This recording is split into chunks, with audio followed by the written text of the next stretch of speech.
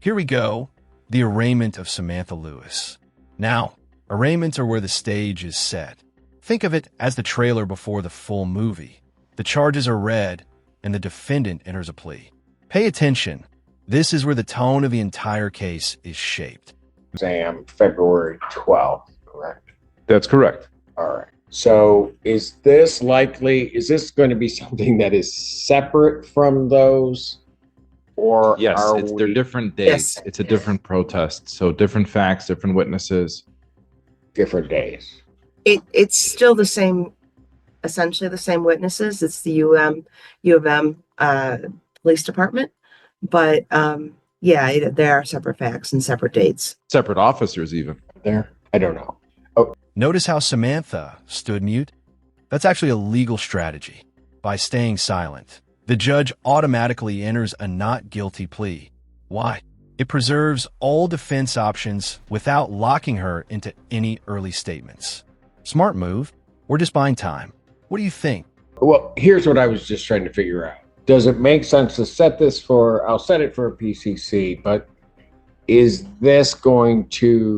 it likely that this would end up on the 12th or not? I don't think we'll have an exam on the 12th for this particular case, not with as many co-defendants as we have on the other case. I think that exam will run for, quite a while, just because there's 5 or 6 co-defendants. I'm aware. Okay, but what I'm saying is it going to make sense because of the nature of the activities to put them all together? I'm not so much concerned about the witnesses, but one of the things I'm concerned about is Ms. Lewis coming here. She'd have to come for a PCC on this, then come back for the exam on the other matter. And I just, I'm just looking to try to make it as convenient as I can for everyone. But, if nobody wants to do that, I won't. On the 12th. Pardon? We'll waive the 21-day rule, set the PCC on the 12th. That way the other... I don't.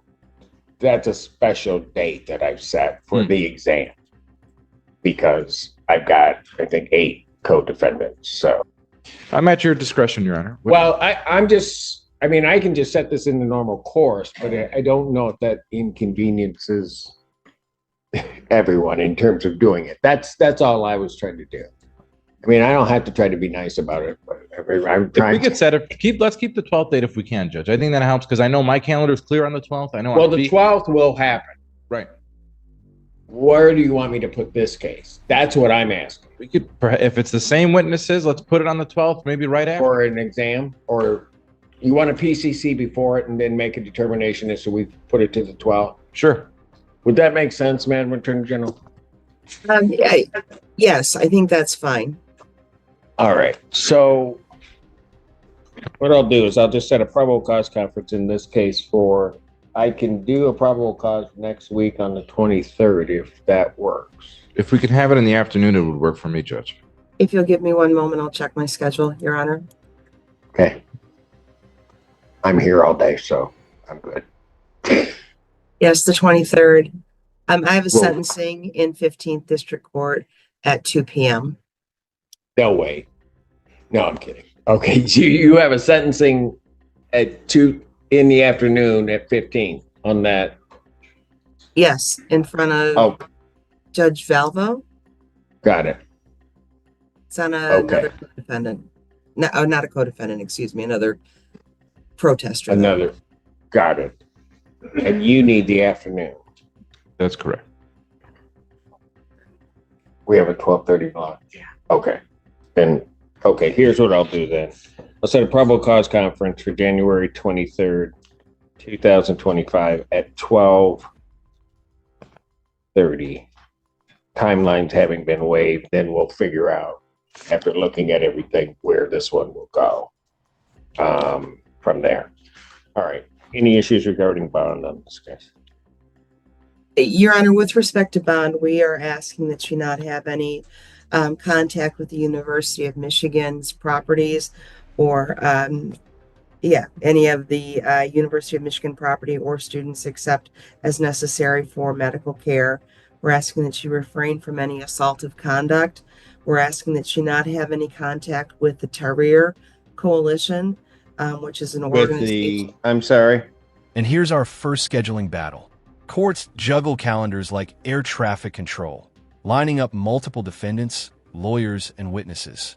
It may sound procedural, but trust me, scheduling conflicts often become a tactical weapon. Delay can weaken witnesses' memories or shift public pressure. Coincidence or strategy? Tahrir, Tahrir Coalition, Okay. and that she not have any contact with Alice Elliott, or excuse me, Alice Elliott or Josiah Walker.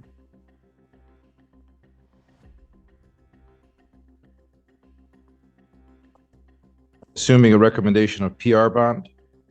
Oh, yes, that's fine. And it's Josiah, you said Walker? Yes, Your Honor. Counsel, any Yes. response to the condition request? We don't object to personal recognizance bond, Judge. Ms. Lewis obviously has ties to the community and substantial support as evidence in the courtroom. I do have a strong objection to any prior restraint to this coalition or organizing or being a member or associated with the Tahrir Coalition. I don't know what the Tahrir Coalition is. It, according to the Attorney General in my conversation with her, she says it's a group that protests. Well, I don't think that the court rule 6.106 has any condition that would impose a prior restraint when it comes to bond. It's a That's not true, counsel. I mean, I heard this argument when I was reviewing the bond condition. Many times bond is about prior restraint, if you're going to look at the definition of prior restraint. So, I mean, I don't know that is a compelling argument for the court. Well, I think the association Oh, this is big. Bond isn't just about money. It's about freedom with conditions. The prosecution wants to ban her from entire properties, groups, and even individuals. That's not just logistics, that's clipping her wings politically and socially. Should the court go this far before a trial even happens? It's another right that an individual has, a citizen has the right to associate, to organize, and to have meetings with other individuals. This coalition, whatever the coalition stands for, does, or whatever activity they do, I don't think it's necessary as a condition of her bond. I think that it becomes an imposition that is not, it's a set of standards that doesn't happen in any other case. This is a situation, it's not part of her bond condition in the other case that we have pending before this court.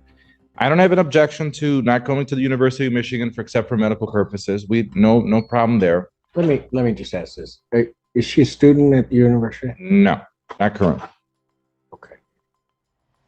So let me also then, I guess, ask the question, would there be any reason, so there's no reason that she would need to go to the University of Michigan except if it were For medical purposes along those lines, right? Correct. That's correct. Okay. I see that her address is a Detroit address. That's correct. That's correct. Okay. So is there any reason that she would need to be in Washtenaw County? And I'll tell you why I'm asking that. It may seem broad, but I also don't believe in placing individuals in positions where they may violate a condition of bond and not now. If it were easy, even for those of us that reside in this county, to figure out exactly where University of Michigan property is, then I wouldn't have a problem. But you could be walking along and all of a sudden she could find herself on U of M property, not necessarily meaning to, but then in at least technical language violating the bond conditions. So I try to set parameters that may seem rather restrictive, but also are clear for defendant. And one of the other things certainly let you talk. The other thing is I could not do, for example, I can't say Ann Arbor because University of Michigan properties exist within Washtenaw County, outside of the city of Ann Arbor. Well, Judge, there's campuses in Flint, there's campuses in Dearborn. There's. No, I know, Yeah. But I'm more worried about here right now. I can't. My wonderful colleagues around the state can worry about those other places. I just have to worry about here. So, Judge, she has ties to Washtenaw County. if the court's thinking about imposing that. She does have ties to Washtenaw. So I don't know where the court would like to go in terms of imposing a no contact order with the county of Washtenaw. She has ties here, familial ties, personal ties, friendship ties, work associated ties. All right. There's going to have to be some information given to the court about this. Is it Tahir Coalition? So I don't. Go ahead. The information that we have in our files is that the Tahir Coalition is a professional organizing group that advocates for pro-Palestinian policies. And we don't have a problem with the fact that it exists or that it advocates, but Ms. Lewis's involvement with that group has so far resulted in 2 arrests for her that have resulted in charges for resisting and opposing a police officer. And for that reason, we're concerned about the contact that she has with them and the work that she does on their behalf, because it is leading to that kind of assaultive behavior. But are you indicating that her connection to the group, that she somehow is causing others in the group to act in a certain way, or that by her being part of the group, she's now acting in a certain way? I guess I'm unclear as to that. Sure, Your Honor. I don't know if the group is causing her or if she's causing the members of the group to behave the way that they're behaving. But at the last case, a juvenile was arrested for resisting and opposing as well. We elected not to charge her, but there was a juvenile that was involved in this particular protest. She was sort of the ringleader. She was the one that had the loudspeaker. She spoke over the officer who was trying to get the people to disperse and put down signs that they had that had pointed edges on the sticks. And then she resisted the police officers when they went to arrest her. So our position on it is, I don't know if she's the cause or if she's caused, but either way, she's behaving inappropriately. If she was just speaking, no problem. Right, but outside of the behavior that different sides may disagree on, I'm trying to figure out if what the correlation is between the behavior that is alleged and her participation or alleged participation with this group or coalition. I'm not following it, I guess. Your Honor, I understand the court's concerns, and in light of the fact that she could do work with that organization, I would rephrase my request to be that she not be involved in any protests with the organization. Judge, we're not coming to camp. Hold on before you go, because I'm sure you've got a lot to say on that. I do. Well, again, maybe you have to help me here. Is it this Tahir Coalition that is responsible for the protest? Is that the piece I'm missing? That's what we believe to be the case, Your Honor. Okay. And so, again, so that I'm clear, that the Tahir... Here's the heart of the clash: free speech versus public order. Prosecutors argue her activism crossed into criminal resistance. The defense says it's pure political expression. Classic constitutional tug of war. Where would you draw the line? Peaceful protest or criminal conduct? Coalition is alleged, or at least thought to be responsible for the protest. And so you want to restrict this individual's participation with that group because of their responsibility for organizing the protests that have led to this. That's correct. Okay. All right. I at least understand their position. Maybe I agree, don't agree, but go ahead. Very well. Thank you, Judge. Respectfully. The defense, and the court is no surprise, the defense is this is free speech, that these are protests, and that this is indicated that she's presumed innocent until proven guilty from the very outrageous, ridiculous, and with no merit to the charges that she's brought now twice. Okay, this is going to be very litigated. Her position is that she's not guilty and that she's going to be presumed innocent until proven guilty. The bond conditions, Judge, are supposed to be set so that somebody comes before this court and that there's community safety and other provisions that we've already accomplished one provision of safety for the community. She's not going back to campus. nothing associated with the University of Michigan. We agree. The further condition of association with Tahir Coalition, whether or not they're the reason for this group that organized this protest or not, that's, to me, I don't think that they are. I think that the reason why these protests occurred is because the genocide that was happening in Gaza. So whether it's Tahrir organization, Students for Justice in Palestine, any other of the dozens and dozens of groups that are standing and against what the purpose of that protest, they could have been associated with as well with these protests. You can't just pick one group and say you can't be a part of that because we believe with no evidence. It's just it's a summarily stated statement by the AG at this point that she can't associate with it. It doesn't have any reason or purpose in a bond condition. It's not necessary. We're not going to campus. We're not going to have any more protests. She's not protesting.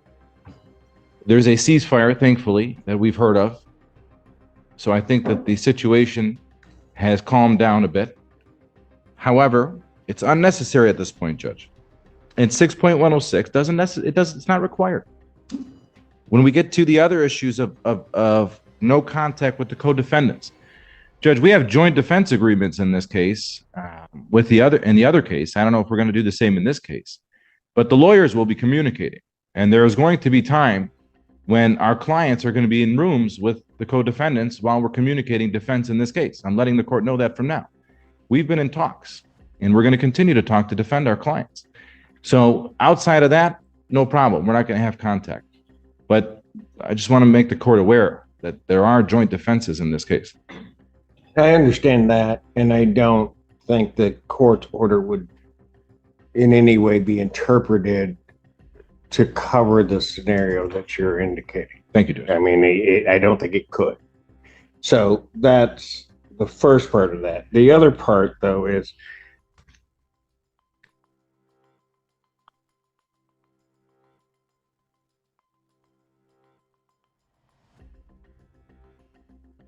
anything else from either side?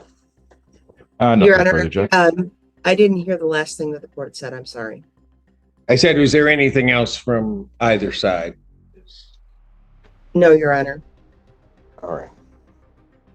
I will indicate that I'll set the defendant's bond at a $10,000 personal or cognizance bond. She's not to leave the state of Michigan without permission of the court. She's not to commit any crimes, she is not to commit any crimes. She's immediately notify the court of any change of address. She is not to use any illegal substances.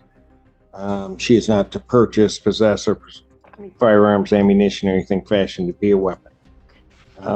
I think that it's too broad regarding the request. Well, there are two real issues here. One being the Tahir Coalition. Without more, this court would have some concern with restricting someone from talking to a particular group. I am not familiar with the Tahir Coalition.